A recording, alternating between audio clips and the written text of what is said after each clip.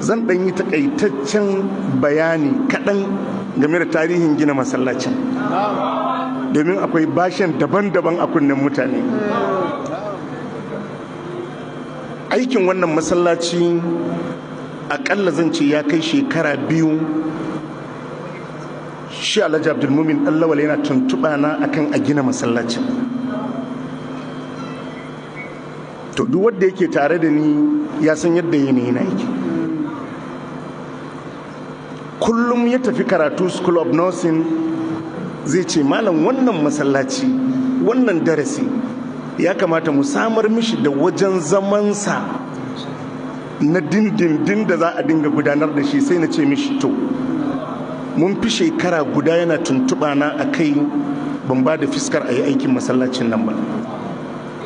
Wata rana sai ya zo ya same ni yake ce mu malam wannan maganin masallaci ina da sha'awar, tun da ina da dama a ban dama na yi aikin masallacin nan malam. Na ce mishi to ka bar lokaci zan yi nazari. Sai da muka yi wata 6 ban waiwaye shi ba.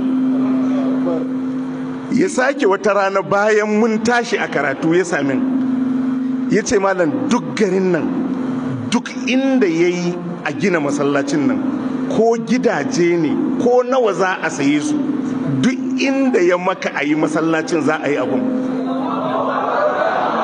Na ce mishi to ka bar lokaci zan yi nazari na ga a garin ina ne za mu yi masallacin.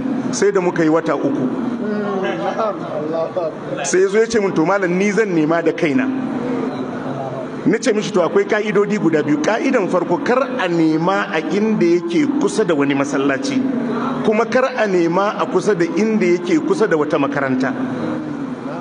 Aje can a nemo, aje can a nemo, aje can a nemo.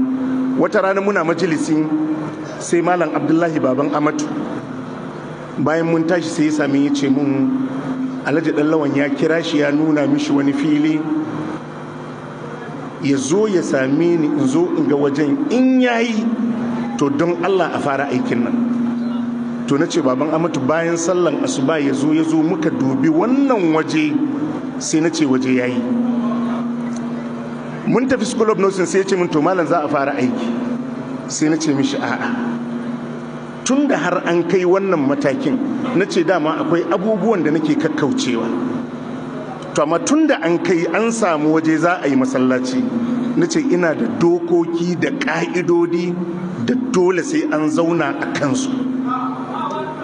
Sai ce kowace ƙa'ida ce a zo a zauna.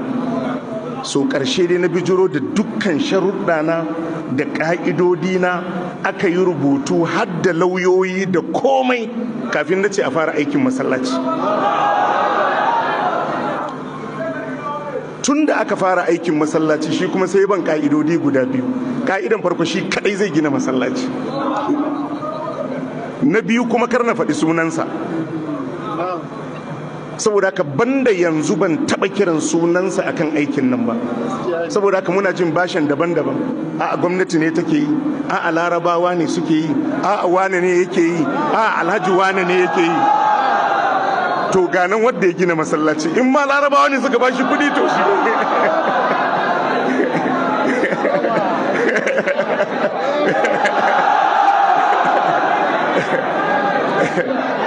mun fahimta ko? to afuwan a saurara, afuwan a saurara.